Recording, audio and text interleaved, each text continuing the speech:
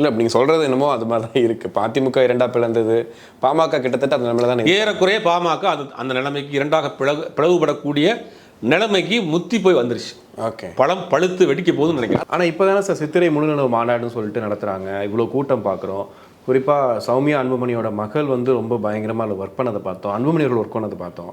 அப்போ எல்லாம் ஒன்றா தானே இருந்தாங்கன்ற மாதிரி தான் இருந்துச்சு. இல்லை, அங்கேயே பெரிய முற்றில் மோதல் இருந்துச்சு. அந்த மாநாடு முடிஞ்ச மாநாட்டிலே வந்து தன்னுடைய அதிருப்தியை வெளிப்படுத்திருப்பார். நடக்காது தம்பி, முடியாது தம்பி அப்படின்னு அன்புமணியை வந்து ஒரு கிண்டல் பண்ணியிருப்பார். நீங்கள் 1க்கு 4 ஃபோன் வச்சுருக்கீங்க, ரியல் எஸ்டேட் பண்ணுறீங்க, தனியாக ஆஃபீஸ் போட்டிருக்கீங்க, அதாவது அவங்களுக்குள்ளேயே மாற்றி குற்றச்சாட்டுகளை வச்சார். அன்னைக்கு வந்து அன்புமணி பெரிய அளவில் அப்செட். ஏன்னா முழுவதுமாக அந்த மாநாட்டை ஆர்கனைஸ் பண்ணது அன்புமணி அவர்கள். அந்த மாநாட்டினுடைய நிகழ்ச்சியில் யாரும் தேங்க்ஸ் சொல்லி ஒரு நிகழ்ச்சியாக விலகுவாங்கன்னு பார்க்குறப்ப அன்றைக்கி ராமதாஸ் அவர்கள் பேசின பேச்சு ஒரு பெரிய அதிர்வலையை உண்டு பண்ணிடுச்சு. அடுத்த நாள் பார்த்திங்கன்னா சோஷியல் மீடியாவில் பாட்டாளி மக்கள் கட்சியை சேர்ந்த நிர்வாகிகள் எல்லாம் கூட விமர்சனங்களுக்கு உள்ளானாங்க.